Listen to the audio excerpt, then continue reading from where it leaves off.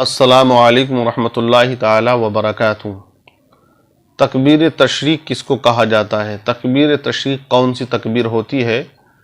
تکبیر تشریق یہ وہی تکبیر ہے جب حضرت ابراہیم علیہ السلام نے اپنے بیٹے کی گردن پر مکمل ارادے کے ساتھ چھری کو چلا دیا اور اپنے بیٹے کو ذبح کرنا چاہا تو رب کی طرف سے حضرت جبریل کو حکم ہوا کہ جنت جاؤ اور دمبا لے کر آؤ اور حضرت اسماعیل کی جگہ دمبے کو رکھ دو۔ حضرت جبریل جنت گئے اور دمبا لے کر آئے۔ جب دیکھا حضرت ابراہیم علیہ السلام اپنے بیٹے کی گردن پہ چھری چلا رہے تو اس منظر کو دیکھ کر حضرت جبریل علیہ السلام نے پڑھا اللہ اکبر اللہ اکبر۔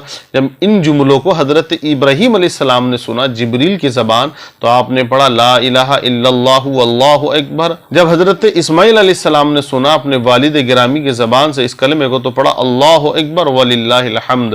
تو اسی کلمے کو تکبیر تشریق کہا جاتا ہے۔ اب اس کا پڑھنے کا وقت کب سے کب تک ہے تو 9 ذو الحجہ کی فجر سے لے کر 13ویں کی عصر تک یہ تکبیر پڑھی جاتی ہے۔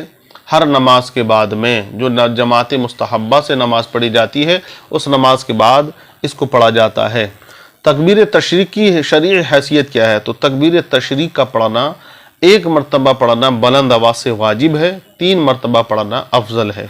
تکبیر تشریق نماز کے کتنی دیر بعد پڑھی جاتی ہے؟ تو تکبیر تشریق نماز کے فوراً بعد پڑھی جاتی ہے۔ جو جماعت سے ہم نے نماز پڑھی امام صاحب کے پیچھے جیسے سلام پھیرا فوراً پڑھی جائے گی۔ اگر ہم اس وقت بھول گئے تو اب دیکھیے اس کی قضا نہیں ہے کہ ہم گھر جا کے پڑھیں یا بعد میں پڑھیں یا مسجد سے نکلتے ہوئے پڑھیں، اسی وقت پڑھی جائے گی۔ اب اس میں یہ ہے کہ امام صاحب کو یاد نہیں آیا تو مقتدی کو کسی کو یاد ہے تو وہ تکبیر بلند آواز سے پڑھے، کیونکہ جس طرح امام پر پڑھنا واجب ہے ویسے ہی مقتدیوں پر بھی پڑھنا تکبیر تشریق کا واجب ہے۔ تو بلند آواز سے 1 مرتبہ پڑھے اور 3 مرتبہ پڑھنا افضل ہے۔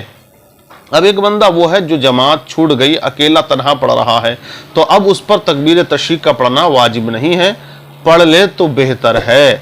اب ایک بندہ وہ ہے کہ جو نماز میں آیا 2 رکعت پڑھی اور 2 رکعت اس کی چھوٹ گئی اور 2 رکعت جماعت میں شامل رہا امام صاحب کے پیچھے، تو اب 2 رکعت جب وہ بعد میں اپنی مکمل کرے گا تو اس پہ بھی پڑھنا تکبیر تشریق کا واجب ہوگا۔ وہ 1 مرتبہ پڑھنا واجب ہوگا، 3 بار پڑھنا اس کے لیے بھی افضل ہے۔